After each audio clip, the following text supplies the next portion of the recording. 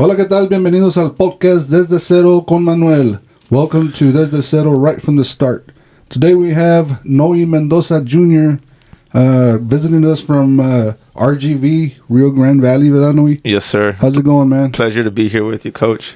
Well, thanks for coming, and we want to talk about everything you did, everything with Texas A&M, and now you're current with RGV and what you got going on. So before we get going, we kind of like to know where were you born, where you come from, and family and all that stuff. So to start off, where was Noe Mendoza Jr. born?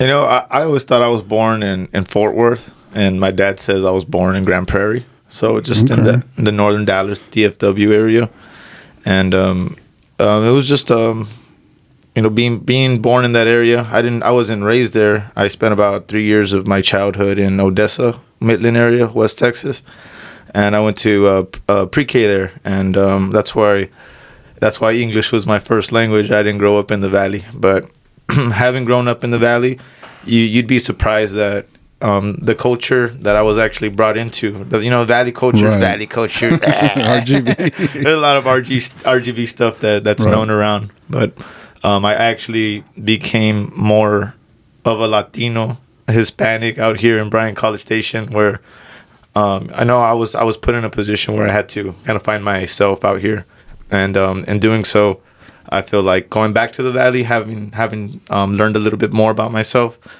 I did my master's program out there, and I felt like I belonged there a little bit more versus when I had left and I came over here. Right. So it just goes to show with life, like the more you learn about yourself. And so when did you move to Rio Grande Valley? Did you move directly to Weslaco? Because this is where you're from right now, right? This is where you live now. And we were in a small town where my dad's hometown. It's far. Texas. It's about Far, Texas. It's about three cities away from Weslaco, and growing up, he was involved in some gang activity, and he just had a lot of bad tendencies out there to want to be out there hanging out with some of his old friends, and he thought it best for him and for the family that we moved to Weslaco, and we have no family there, so we kind of grew in that city without any family tree there.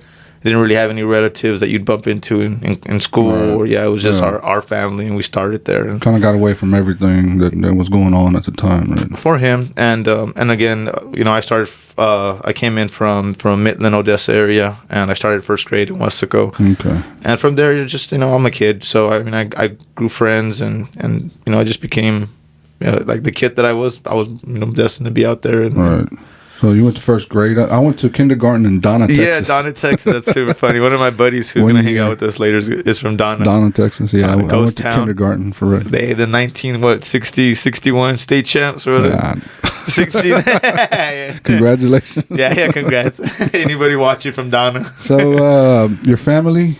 Talk about a little bit about your family. You got any siblings, your dads, and your mom and all that stuff? Yeah, it's not. I'm not gonna say complicated, but it's a long story as to how far my family got to where it's at today.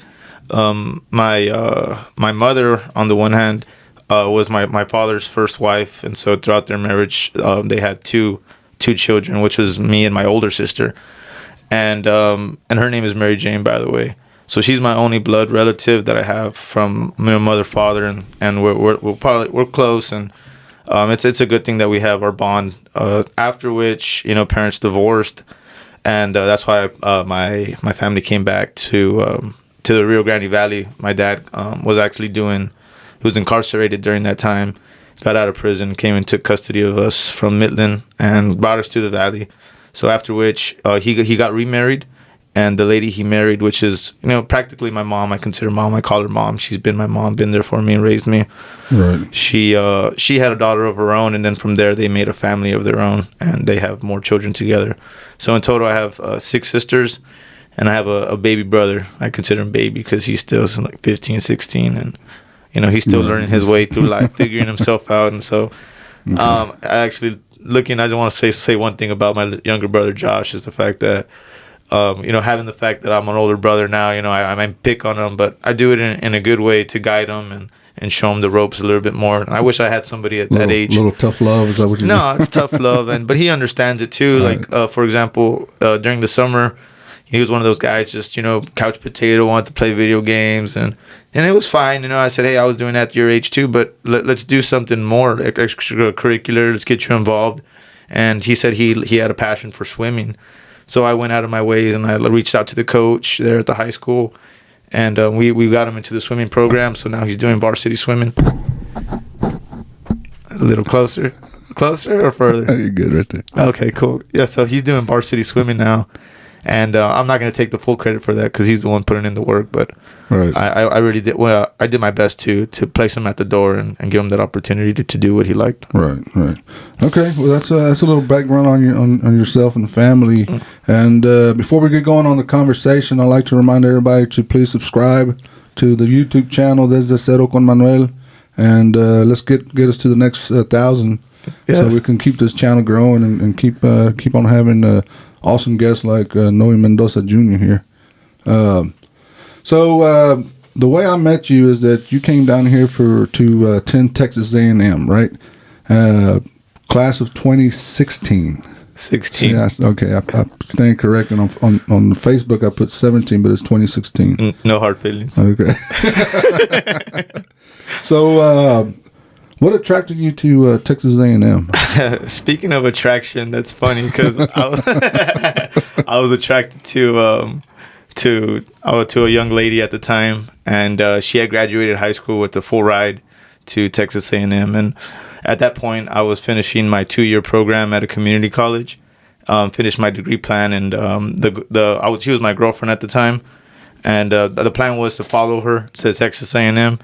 And just like, I don't know what it is, walk underneath the century tree, and yeah, at least that's how I envisioned it. But now tell people what the century tree is. A century tree is a tradition on campus, and they call it the century tree because it's been planted for over a century, and the branches actually are so old that they've never cut them down, and so the arcing of the branches actually form like a tunnel.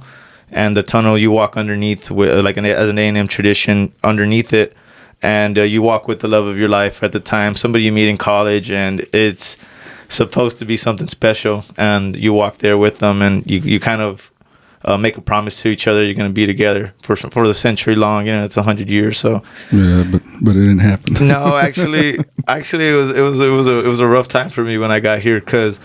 The girl that I had followed up here just told me that I wasn't really the one for her. And upon arrival, too, I was like, hey, man, I could tell me that before I put in the paperwork and transferred. Said, I'm here now. So, but one of the I'd say one of the most enlightening things that she told me when I told her, like, why did you do that to me? Like, I came here for you.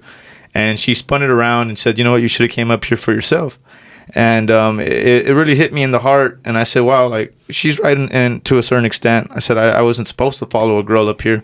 But if it wasn't for that girl and the heartbreak that she gave me, I wouldn't have been able to come to A&M. Like, at least I didn't see myself here. I saw myself here with her walking underneath the century tree. And but see, it didn't destroy you. It pushed you to do better things. And I think people need to be able to do that in life, be able to see the setback and not look at it as a defeat, or something that's going to like paralyze you to move forward in life.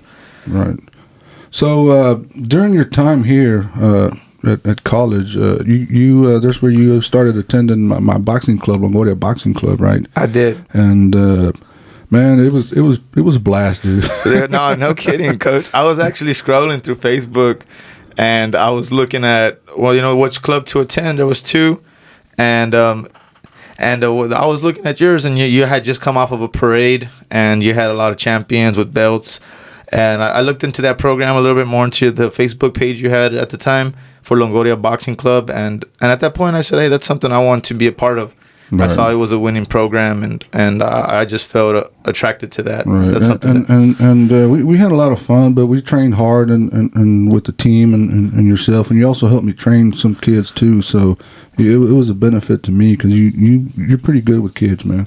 And I see that then, and I see that now. So. But what I remember back then is when we went to the Sugarbird tournament, yeah. And we brought back about 6 belts, some hardware, and on our way back, and you won one. Yeah, I won right? one. You won one a belt, and on the way back, that's where you coined the phrase CDC. Coined the phrase. Coined the phrase. CDC. What does the CDC stand for? CDC is abbreviation for Chingo the Champs. and that's just really what you were doing at your program. You were bringing Chingos is translated to a lot. Yeah, so you had a lot of champs. Yeah. CDC took off from there. Yeah, I had a good team back then with Leo Mireles and all those guys. Jonathan, Avila. I'm trying to think more of who you had. You had Rudy, right? Jonathan, Leo, Killer, yeah, man. Yeah, so and Bobby Lopez was there Bobby. too. So you had a packed gym, and what you did for the community was awesome, because there's gyms out there that, charge an arm and a leg and some, and you had a really decent rate, $35 a month, and you worked a lot with the indigent community, and you weren't really one to like, hey, it's the time of the month, give me my money. You understood, and so that's one thing I saw in you, and I appreciate it the most. Again, I was never charged, but I paid my fees in sparring some of your champs. Sparring and helping out train and no, but coming to your gym, I was talking to one of my boxers, and they were speaking on a Figueroa, which was Omar and his younger brother now, who's now taken up in his footsteps and is a world champ. Brandon. And he's got a rematch with who is it, Stephen Fulton coming up. That's good for them and their family. A lot of people don't know this, but I looked up to Omar, and I took a lot of pride in being from Weslaco. Right. And he too came up here, only he was on a full ride scholarship, and he wasn't chasing no girl. So he actually came out here. He set his feet on the ground here with you. Right. His dad, I think you told me his dad met you and liked what you had, the program you were running. Right. Me and Joe Martinez at the time were together, and I helped train Omar while he was here. And he was already a killer, man. He would just take everybody out. Okay, yeah. So I looked up to him a lot, and just being that I was from Weslaco too, I felt like, I don't know if it's to say destined to do boxing, but like I said, I was a big fan of his growing up in high school, and I knew he came here. So when I knew you worked with him, I knew that we were just, it was just something that you just can't make up like that. So what did you end up majoring in here at Texas A&M? At Texas A&M, I followed through with my associate's degree. I had an associate's degree in philosophy. And most people don't know what philosophy is, but philosophy is a branch of knowledge that comes from like the greatest thinkers in human history, and it dates as far back from like the Socrates, Aristotle, and as ideas advance through politics, economics, religion, there's a whole lot of branches that come out from the thought, and it's a thought process. And so being able to study philosophy was really just a privilege for me, because I understood that what I was learning was going to be helping me and shaping me to go to law school one day. And that was the original intent, to study philosophy. Join I had a concentration in pre-law. I was looking to go to law school immediately after my degree plan, but things change, and we started something else, and I pursued that instead, and we'll speak on that in a few minutes. Okay. So, during your time here, the cowbell. During your time here, you came up to me and said, "Hey, I got an idea. I want to start a boxing club at Texas A&M." Okay, what made you want to? ¿Quién es el Chunky? The certified fact checker. Chunky's phone is ringing. Shit, Chunks. So, real quick. I brought a guest with me from the Valley. Right. One of my childhood friends. We grew up together. And if there's anybody who knows me and knows when I'm lying, it's him. So he'll be able to say something and interject if I ever do say something that's out of line or not honest. Out of line. Out of line with the truth. So okay. He's here. He's you can't see him, but he's back there nodding at Coach now. No, that's not true. He never had a girl. That's too funny. No, he knows that girl too. And that's the crazy thing about it, is the fact so You had the idea to start Texas A&M Boxing Club. What gave you the idea, the purpose to do that? Believe it or not, Coach, I didn't meet you till the fall of my second semester. Right. I did a whole semester over here in spring. Right. And as a way of just kind of like releasing steam and like my frustration at the time, if I wasn't studying or I wasn't in class, I brought some gloves up, and at the rec, they had one punching bag. And I kid you not, there's about, let me see, what really inspired this idea was the fact that there was about 10 of us that would go regularly, and we all had one punching bag and a couple speed bags. So it was up to whoever was hitting the bag to hold on to it for as long as you could. So it was a real test of cardio and conditioning. Because once you gave that bag up, you weren't going to see it for another 30 minutes or so. Got into people were like exercise competition. So we were just smacking it, and from there, whoever was hitting it or waiting in line to hit it, started complimenting one another. And it wasn't until it was one Saturday morning in the spring, Taekwondo. It's another form of martial arts. It's a striking, and A&M had a team at the. I think they still do. Again, COVID messed a lot of stuff up for a lot of organizations, but they had a team, and they were hosting an event that day at one of the basketball volleyball courts, and from where we were standing on the second floor with the heavy bag, we could see downward and see the competition unfolding. And they had schools from A&M, from UT Austin, Baylor, you name it. And the way that I saw it, like they had their logo, the school logos on them, and they were able to represent their institution against others in the form of martial art that they grew up in or they picked up during college. Right. So that's something that spoke to me. And while I was there that day and we were all looking down at them, I said, let's do something like this, but let's see something going on in boxing. So that drove me to go online and do some research, and found some organizations and schools out there already with boxing programs, but none in Texas. So again, I saw that, and I saw it as an opportunity. And given the fact that you were a good coach and a good father figure to a lot of these individuals here in the community, I said there'd be no better person to come with this idea and try to see if we can make this a reality. So again, it's just one thing to think it and share an idea with one another. We were just bouncing ideas off each other at the time, but I take a lot of pride in having that idea and then taking it and doing something with it. And so it was just a bunch of paperwork on campus. And that's what I wanted to bring up. It was a long process, and it was a very difficult process. And when you came to me and said, hey, I want to start a boxing club at Texas A&M, I said, look into it because I think somebody else had done it. And then you did look into it, and there was no record of anyone having a boxing program, correct? Yeah, well, not in this, not in the past 2 decades or so. I know that one existed in the 90s, I believe, and A&M's been around since the 1800s, so it has its rich history, and I mean, there's been students have come. So you had to redo all the process and go through all the headaches and try to get professors to back you up and whatnot, right? No, it was one thing to start the process, and then it was just more about getting support on campus.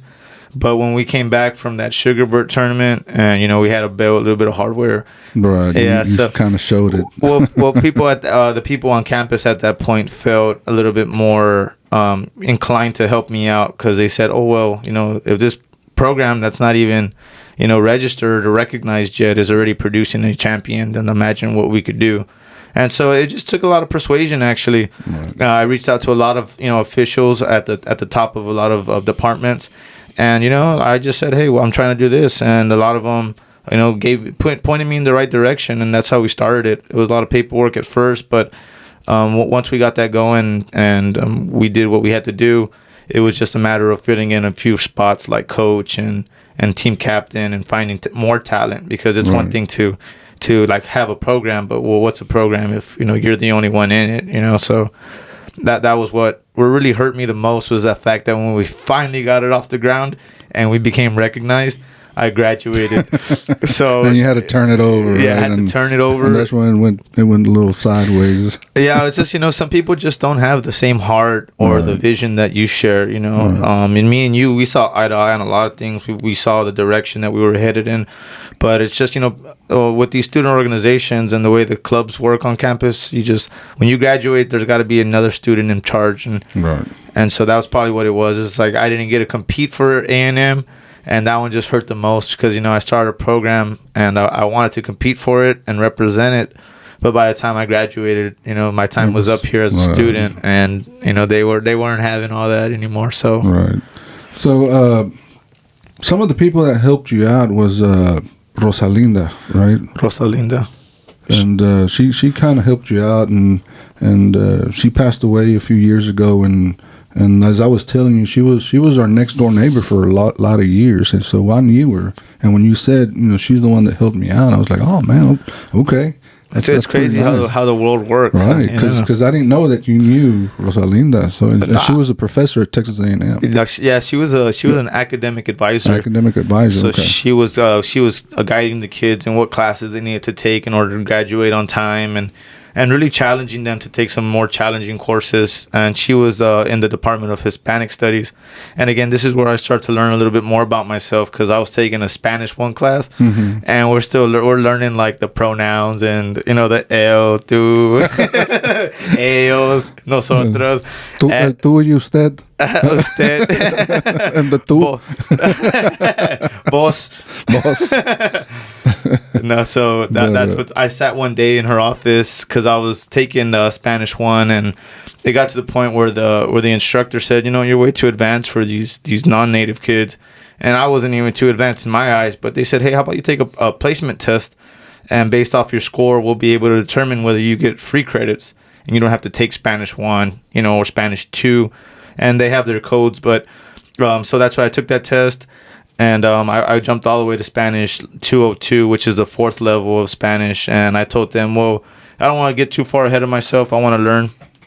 And so I went ahead and started at 201 in that Spanish program. And then from there, I found myself right at home for her because, believe it or not only did she know you as a neighbor, but she also knew Figueroa. Omar was a big fan. That's right.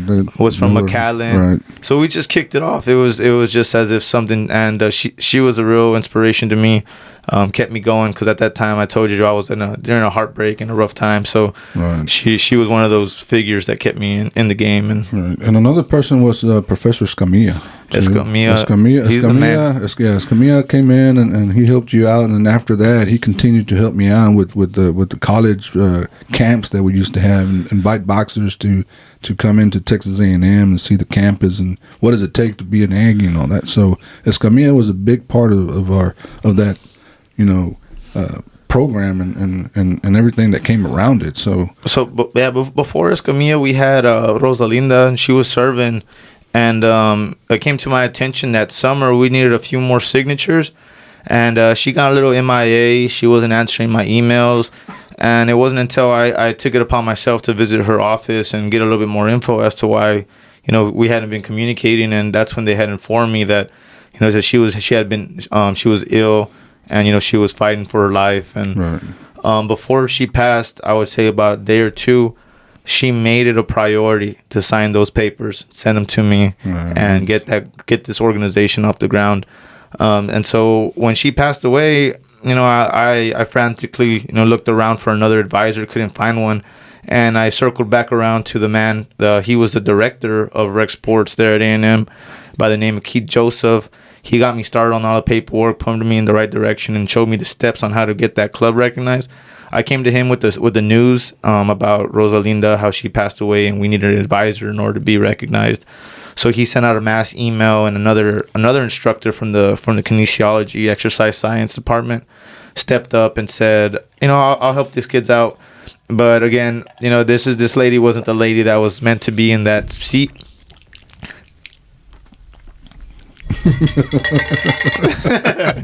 so fast forward the semester, she was with us that entire semester, but wasn't very responsive to emails, wasn't really generating ideas for us. And By the end of that semester, we had a open sparring and a plate sale.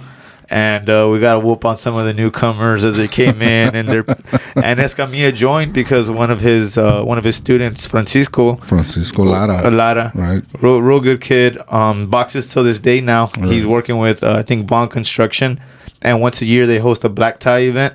And so all the constructions companies come together and they're... Right. I think he won the last 2, right? Yeah, so he's defending champ. Defending champ? Back-to-back construction champ. Defending champ? Yeah, so he's doing his thing. And the cool thing about it was he invited Escamilla out.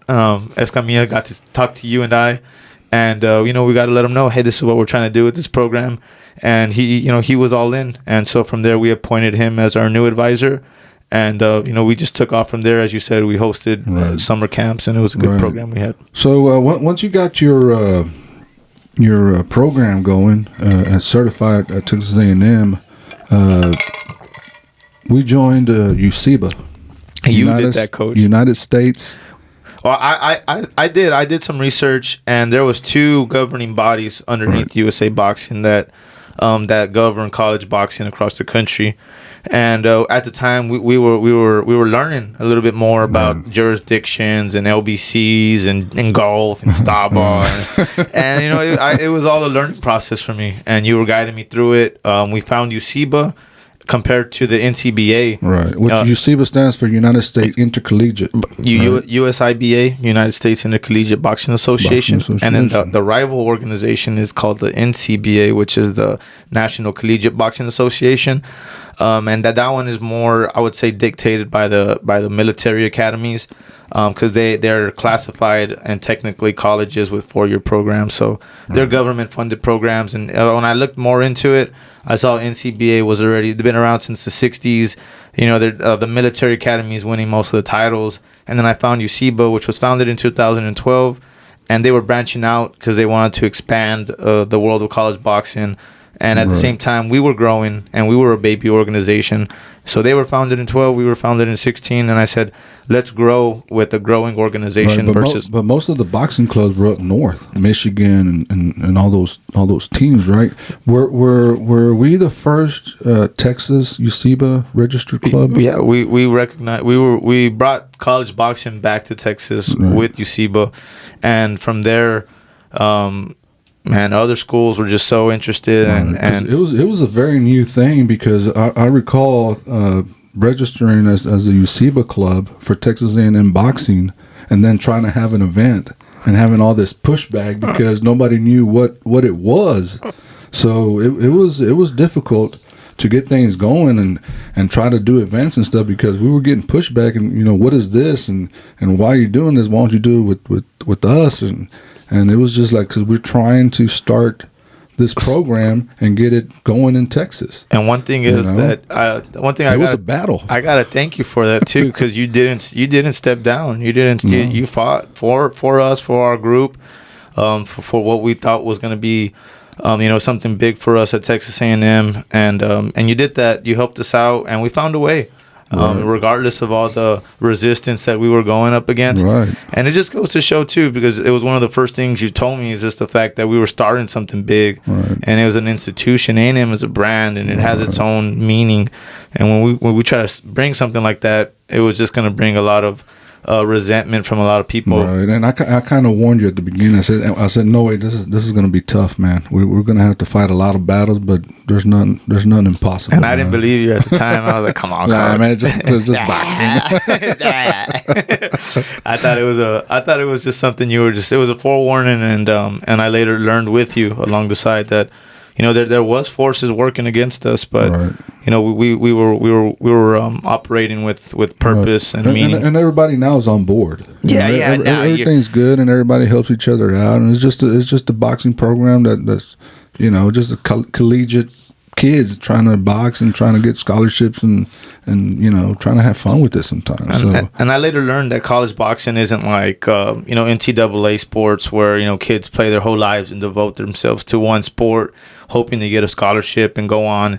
A lot of kids in college boxing either, and you'll find every now and then who actually has a history or background in boxing. But the majority of the people are picking it up for the first time. You can tell which one has boxing background. Yeah, they're the ones that beating up. Yeah, you were the one. You test them. It was a benchmark. You throw them in the ring. Say, hey, let's see where this kid stands. And more or less, it's just how do they defend themselves? How do they react? You know what I mean? When the pressure comes up, it's just a matter of how one is able to handle that pressure. And you know, you had a good eye for that, and you were we had to be careful because these we were dealing with future doctors and future lawyers and stuff like that. No, engineers. Trying to knock each other's but the kids were all for it. Yeah, they were all for it, but you know, we need doctors. Yeah, we do. Not boxers. Not boxers. We need lawyers. So. Soon after that, you got your team together, your Aggie boxing team, and you attended nationals for the first time, right? We did. We're just at the time I had 3 seniors all graduating, and we had a program. Except these kids are not kids necessarily, but the students at the time, they wanted it, and it was something I could tell. Even if we weren't experienced, I mean, I think every program, I mean, just the name of your program, Desde Cero, you know, we all start from the ground. Right. These 3 seniors were about to graduate, and they said, hey, you know what, we've been with this org since it started. We want to represent.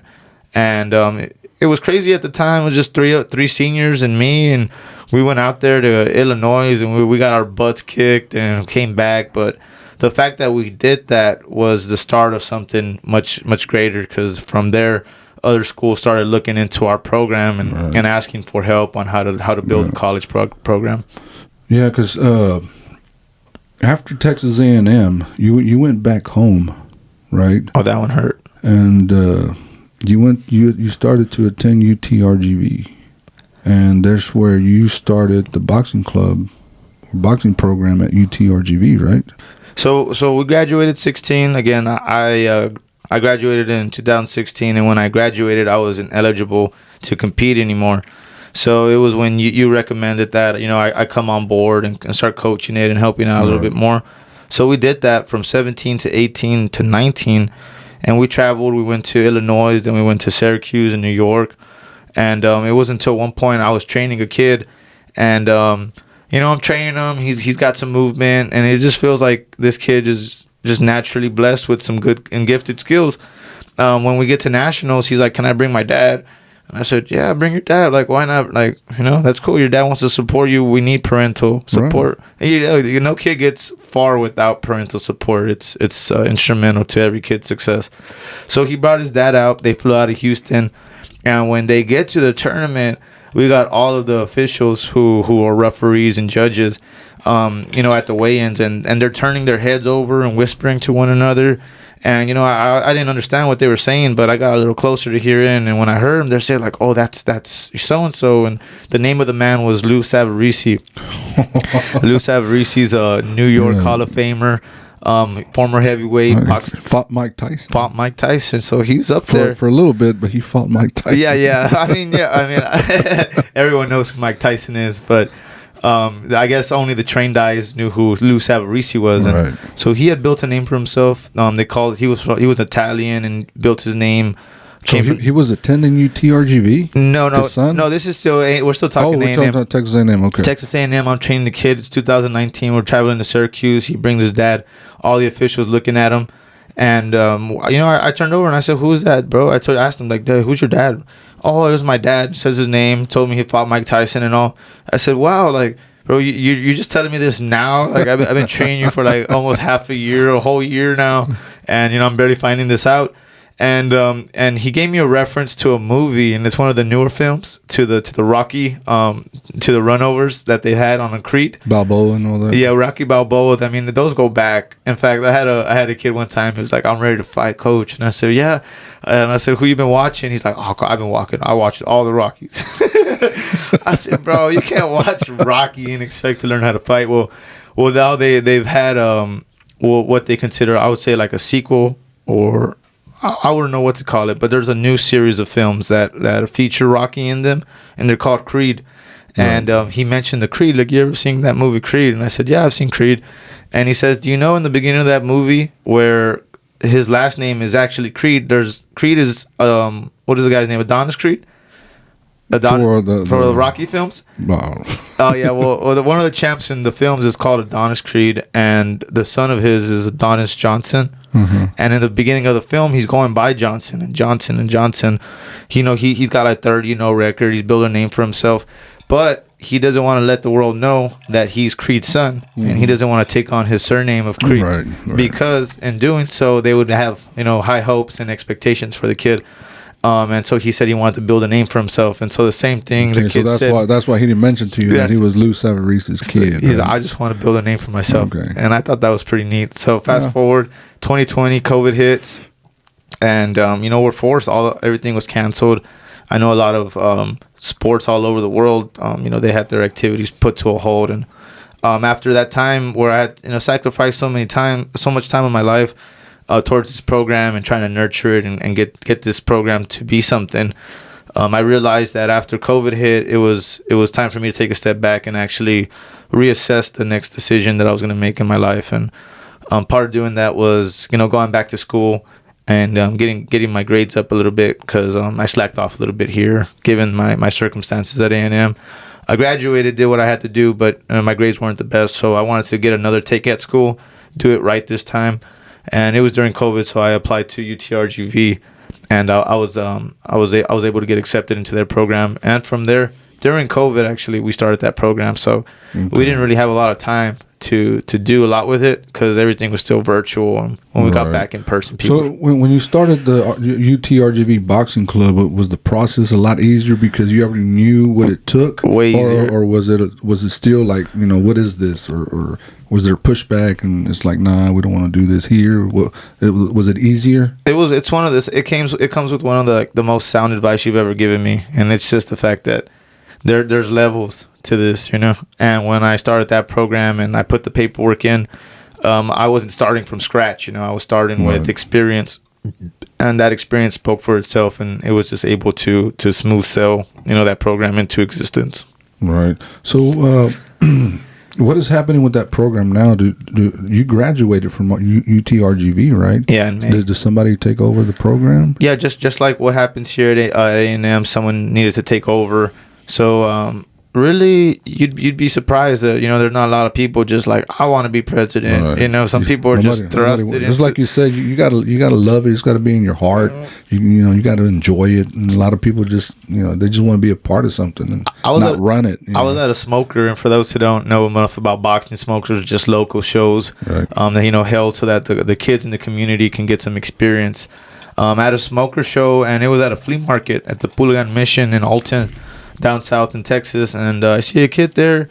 Started questioning him a little bit. We were talking out loud about Canelo and clenbuterol and a few things, and I said, this kid knows a little bit about boxing, and it turned out that he was a UT-RGV student. So from there, I hooked him in. Right. Yeah, I said, you're coming with me. Vente pa acá. Vente pa acá. Te voy a llevar a nationals. Vamos a ser campeones. Right. So at the time, you were the president and you were competing. So you went back to competition. I did. And at that time, you ended up winning 2 national collegiate championships, right? It happened. It did. It happened. And one of the things you told me, I said, and when I released the news that I had won it, I said, we did it, because I'm just so grateful for everyone who's been a part of my life. And you came out and said you did it. And it's true because, having to start a program and being the face of something, you got to lead by example. Right. And I said, how am I going to get people to pick up these gloves and lace up and box for this program if I'm not the one leading it? So there was an opportunity after COVID. The Junior Olympic Nationals were being held. And as part of a way of bringing back boxing, they threw the collegiate division in there. I was matched against the Air Force Academy, and I said, hey, you know what, you got to go out there, you got to go do it. And so we trained, and I think you called me and said, I'm fighting this guy from the military. Yeah, I said, Coach, what I do, Coach? He bleeds just like you. Exactly. and that's the mentality that you have to have as right. Where was the first tournament that you won the national championship? It was in the summer of 2021. We traveled to Lubbock, Texas. Okay. And who hosted the Texas Tech? No, this was no. They had a university there, and believe it or not, before COVID in 2020, when we were traveling out, you could see before the tournament got canceled because of COVID.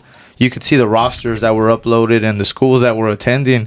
And for the first time ever, we had A&M, UT, Austin, and Texas Tech, all with boxers in it. But after that, I guess their program dissolved as well. But no, they weren't involved in the collegiate division. It was USA Boxing and Michael Campbell up north. Okay, Michael Campbell. He's the event director for USA Boxing at the national level. So he gave the college boxers an opportunity. It was a good thing that he got on board because he does a lot for tournaments and national boxers. So no, he does. And it was a real good thing that Michael Campbell came in. The second title that you won at the Collegiate Nationals, was it where? In Atlanta, Georgia. And we traveled there. We drove 17 hours or so. Stopped halfway in Baton Rouge, and we slept the night there. Then we traveled the remaining half. The following day, we got there and we competed for it was a 3-day tournament. I got a box twice. And I advanced from the preliminary rounds to the finals, and ended up bringing the belt home along with 2 other teammates. So it kind of spoke to what we were trying to do in our efforts to get this program. All right. So Noe, you're responsible for 2 collegiate programs, Texas A&M and UT-RGV, right? Yeah, I mean, we and actually, as of this past week, we just got a junior college off of the ground, South Texas College. Right, because what you're trying to do, you're not only trying to just do it where what schools you go to, you're trying to spread this out and bring everybody in. You're trying to bring Sam Houston and these other colleges to join UCIBA and hopefully throw a big Texas collegiate tournament. Yeah, right? an invitational. Right. So. And I think that'd be great, and I hope you get that done because I want to see that. No, that will be one day, of course. When I won that tournament out in Lubbock, I was one of the only few UCIBA members who was ready to go again because we're coming out of COVID. The opportunity was sent out and invitations was sent out, but not a lot of people accepted them. So when I showed up, and I represented UCIBA.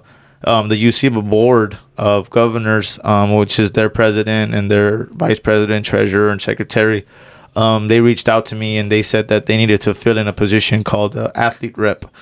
And the athlete rep is responsible for voicing the concerns of the athletes.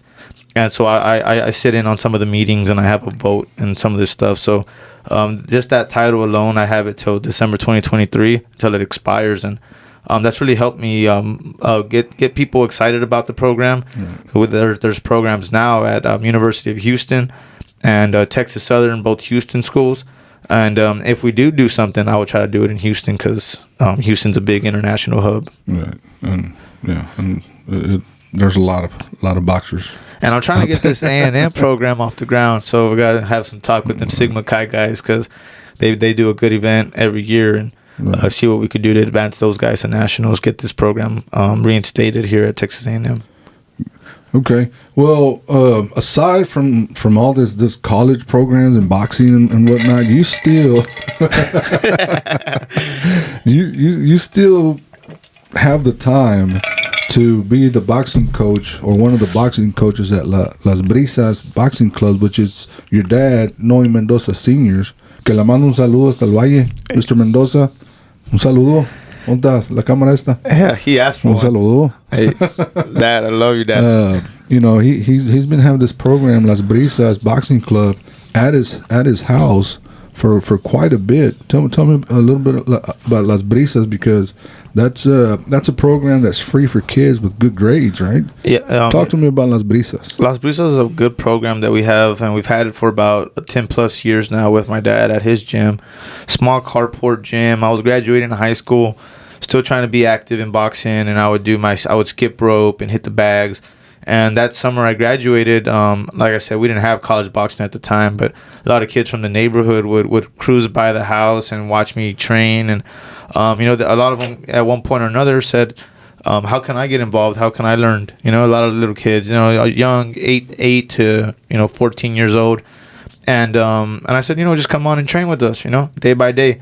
And I asked my dad, I said, Dad, we got this gym here. At first, it was just a gym, we just had a small little, personal equipment that we had. I would hit it, and we did what we could with it up until these kids came along. And I asked my dad, I said, Dad, what do we do now that we have, kids from the community trying to box now? Like, I didn't foresee this, And he said to me, he's like, oh, we'll train them, son, and get to know the community and do something good.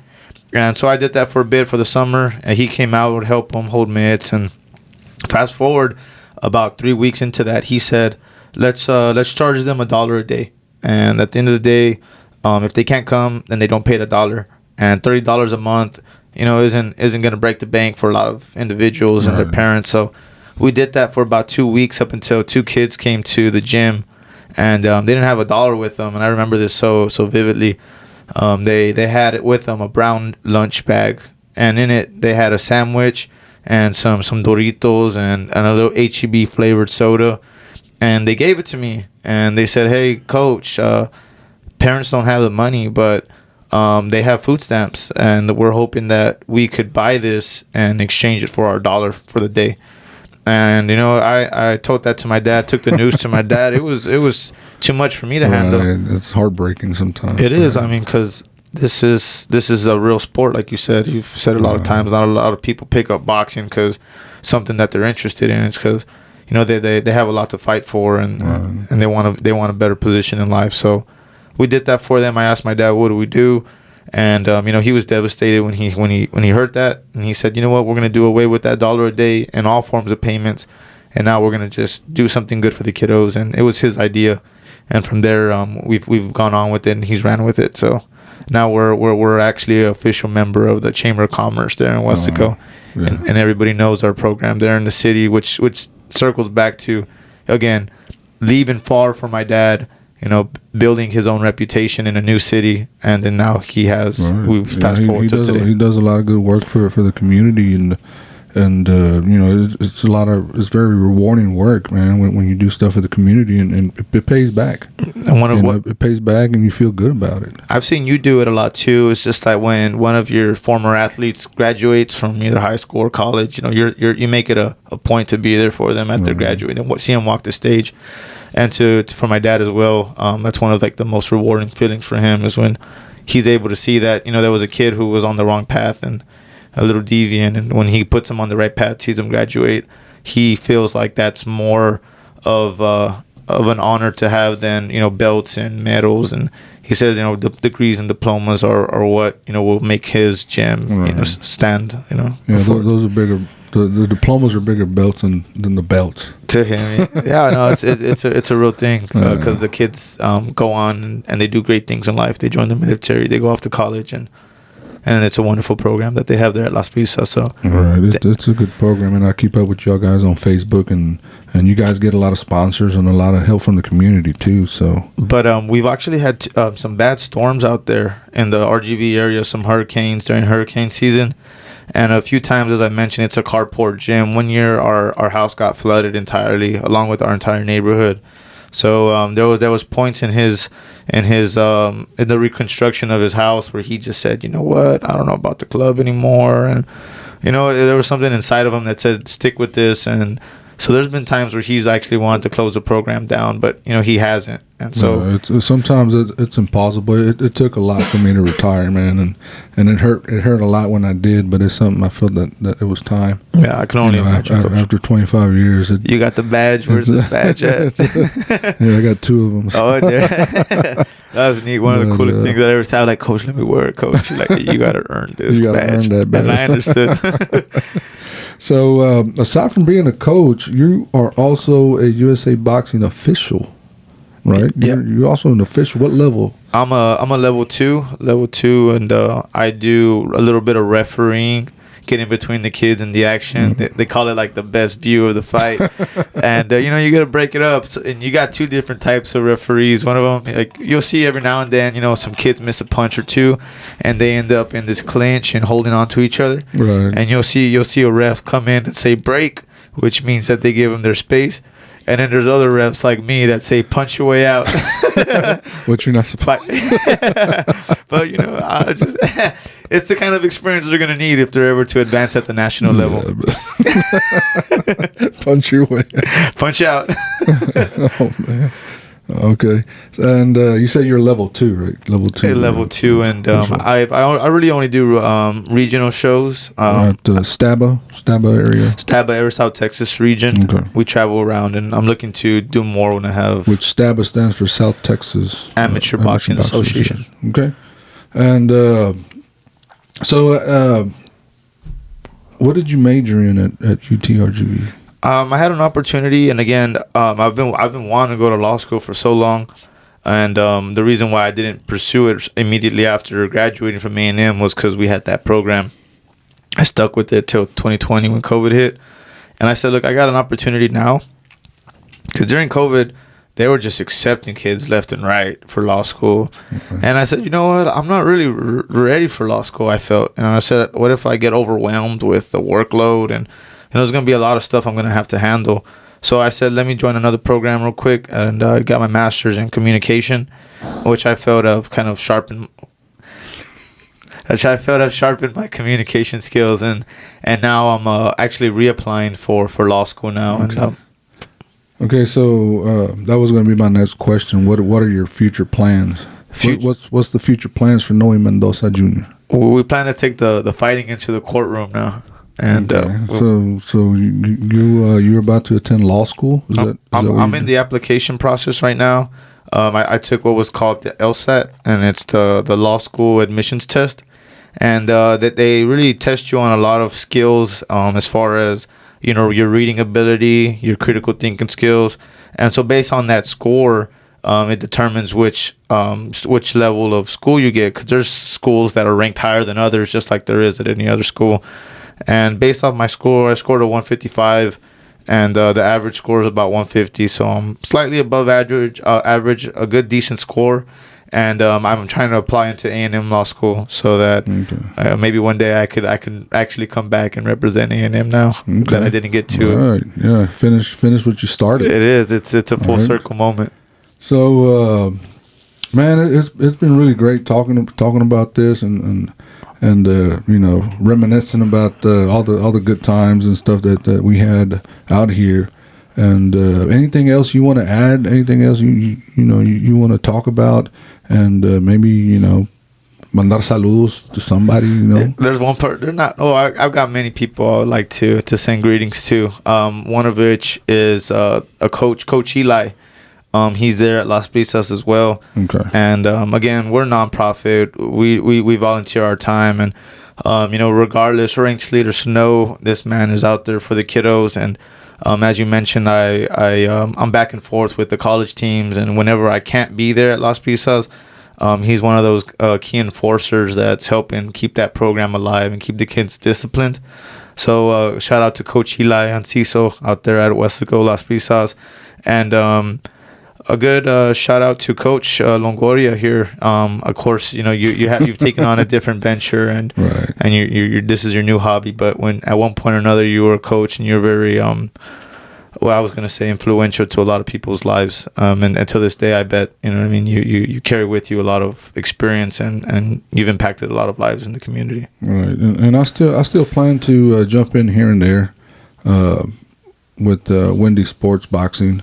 I'm gonna try to help out as much as I can, but sometimes you need a little break and you need to step away in order to kind of find yourself again and whatnot. So you never know. I might just come back, I might not. So believe it or not, I'm beginning to feel that now, because I understand you did this for many years, and right. From 5 o'clock to about 9 o'clock, that was a block of time that you devoted to the community at your club.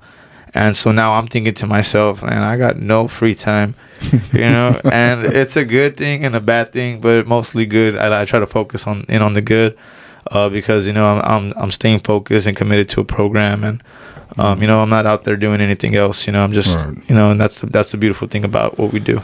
Right. Well, like I said, it's been a pleasure having you here and talking about everything that you had going on and about your future. So I appreciate you coming down here the Rio Grande Valley and coming to my podcast and joining us back in College Station, Bryan College Station. So one friend of mine said, you could have done that via Zoom.